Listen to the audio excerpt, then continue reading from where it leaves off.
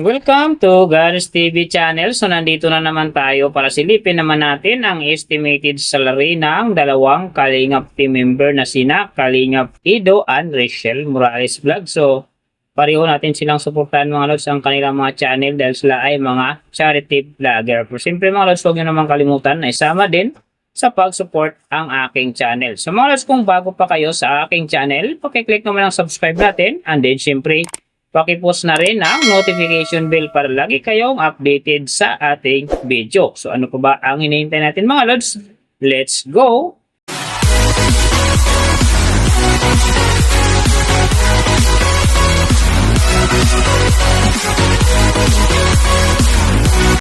So mga lods, unahin natin yung kay Kalingap Ido. So sa ngayon mga lods, si Kalingap Ido ay mayroon ng upload videos na 756. And then, meron na rin siyang subscriber na 343,000.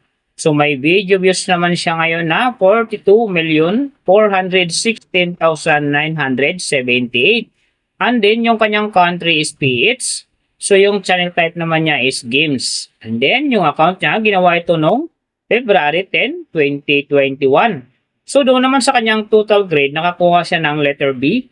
And then sa kanyang social blade rank naman nasa 233,614.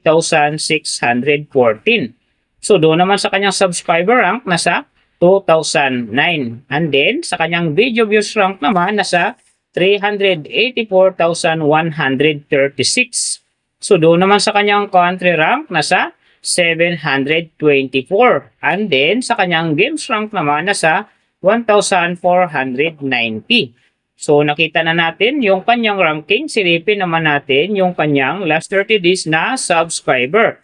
So, nakakuha siya dito mga lods ng 5,000. Ang kinaganda lang dito kasi ang kanyang percentage ay umangat ng 66.7%. So, ibig sabihin, maganda ang pasok ng kanyang subscriber ngayon kung i-compare natin sa nakaraan niyang buwan.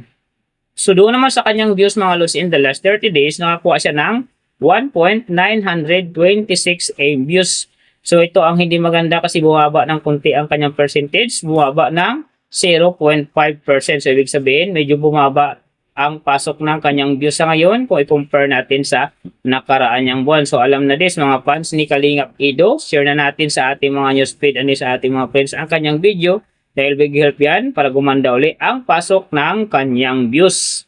So nakita na natin yung kanyang ranking. Last 30 days subscriber at din yung kanyang views. Silipin naman natin yung kanyang daily summary from subscriber, views, and then yung kanyang earning.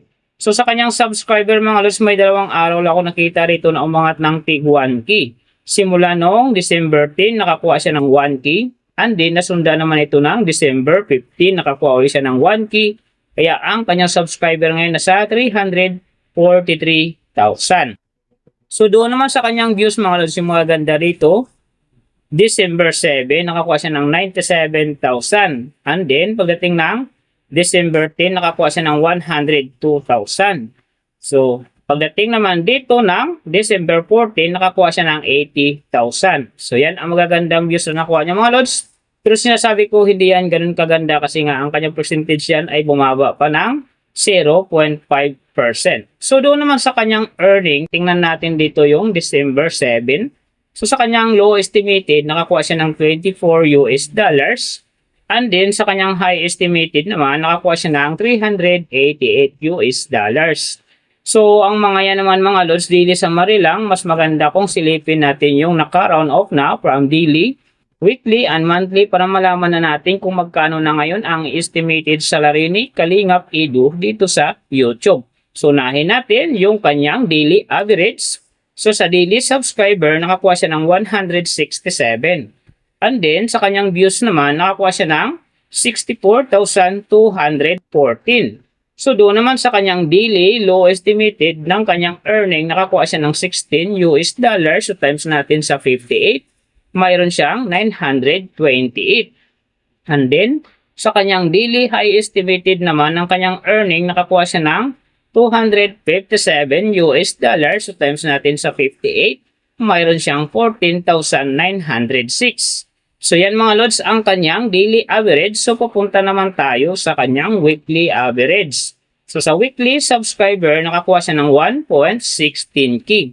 And then sa kanyang views naman, nakakuha siya ng 449,498. So doon naman sa kanyang weekly low estimated ng kanyang earning, nakakuha siya ng 112 US dollars. So times natin sa 58, mayroon siyang 6,496. And then sa kanyang weekly high estimated naman ng kanyang earning, nakakuha siya ng 1,800 US dollars. So times natin sa 58, mayroon siyang 104,400. So yan naman mga lods ang kanyang weekly average. So pupunta naman tayo sa kanyang monthly average. So sa monthly subscriber, nakakuha siya ng 5,000.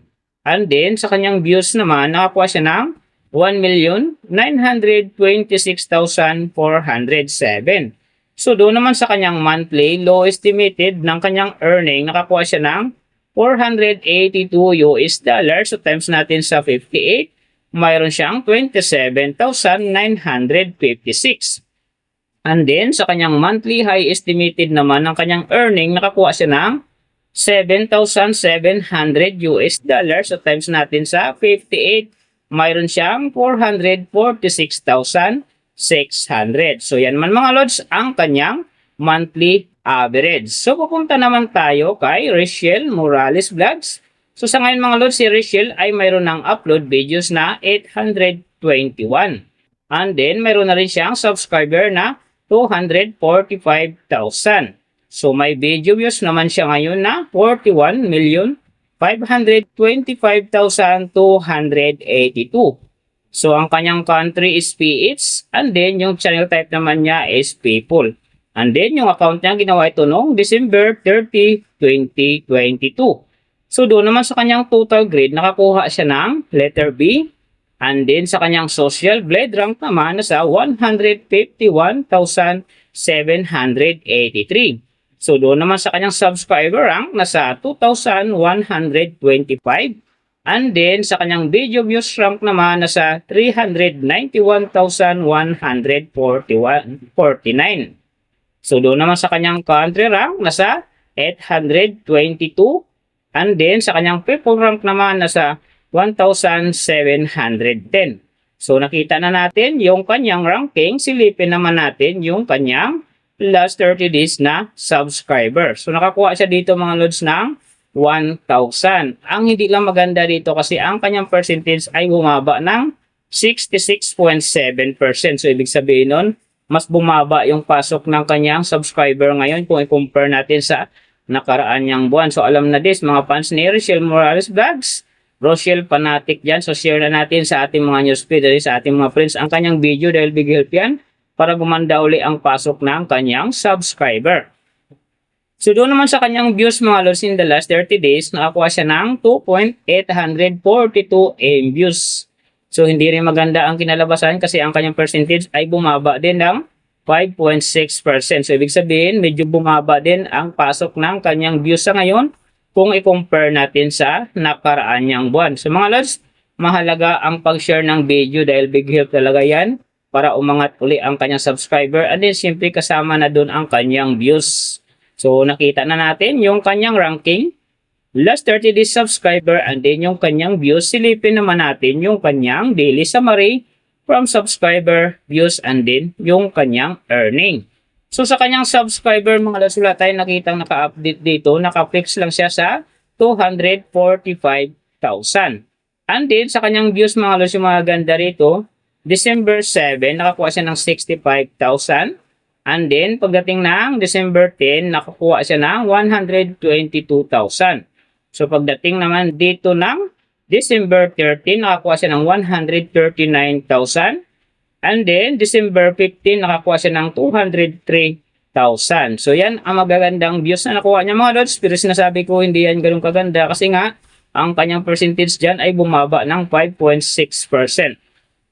So doon naman sa kanyang earning mga lods, tingnan natin dito yung December 7. So sa kanyang low estimated, nakakuha siya ng 16 US dollars, and then sa kanyang high estimated naman, nakakuha siya ng 261 US dollars. So ang mga yan naman mga lods, daily summary lang, mas maganda kung silipin natin yung naka-round off na from daily weekly and monthly para malaman na natin kung magkano na ngayon ang estimated salary ni Rachel Morales Vlogs dito sa YouTube. So, unahin natin yung kanyang daily average. So, sa daily subscriber, nakakuha siya ng 34. And then, sa kanyang views naman, nakakuha siya ng 94,724.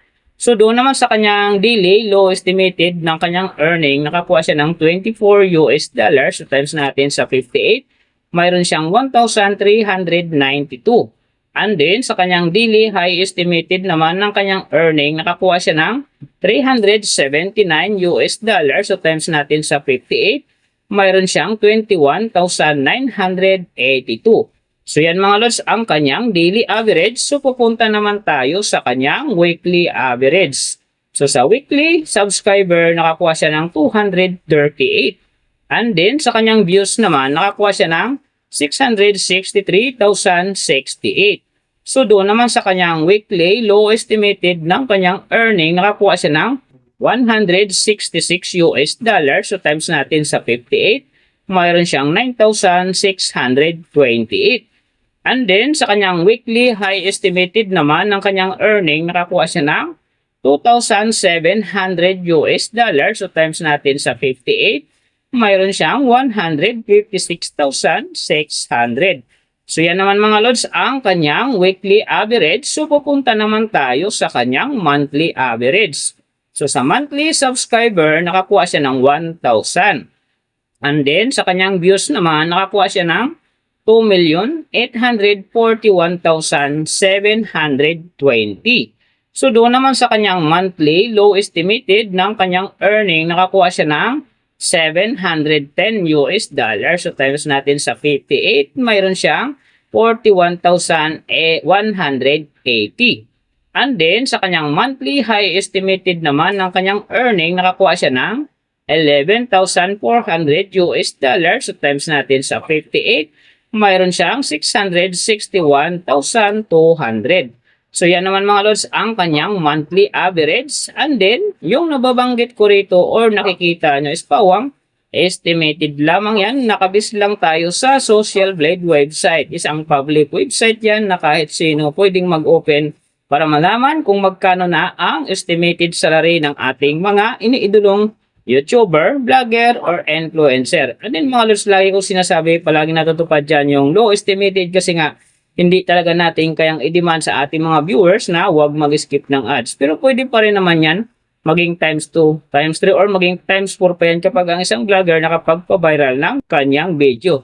Pero siyempre mga lods, kung supporter ka ni Kalingap Edo and then Rachel Morales Vlogs, huwag ka na mag-skip ng ads dahil big help yan sa kanilang channel. And then siyempre, sa mga kababayan natin na kanilang tinutulungan dahil sila ay parehong charity vlogger. Pero siyempre mga lods, huwag nyo namang kalimutan na huwag na rin i-skip ang aking ads dahil big help din sa aking channel and then siyempre sa aking mga personal na hadikain. Sa mga lods, kung nagustuhan nyo ang video na to, pakiclick naman ang subscribe natin and then siyempre pakipost na rin ang notification bell para lagi kayong updated sa ating video. So, big thank you sa lahat ng mga sumusuporta sa aking channel. Saka magsusupport pa lang.